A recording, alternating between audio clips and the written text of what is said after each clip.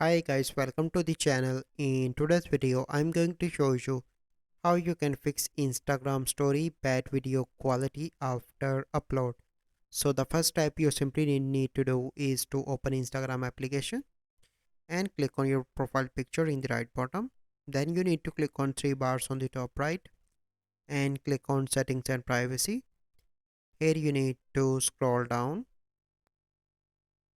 and here you can see different options, data usage and media quality. Click on that, and if that data saver mode is on like this, so you need to turn that off. And here you can see media upload quality, so you need to turn on this feature. And after that you need to restart Instagram application and upload Instagram story again, and after that your Instagram story will be uploaded in high quality. So this is the process. I hope you find this video helpful. If you find this video helpful, must like this video, subscribe to our YouTube channel for future videos. We'll see you in the next video. Thank you. Have a good day.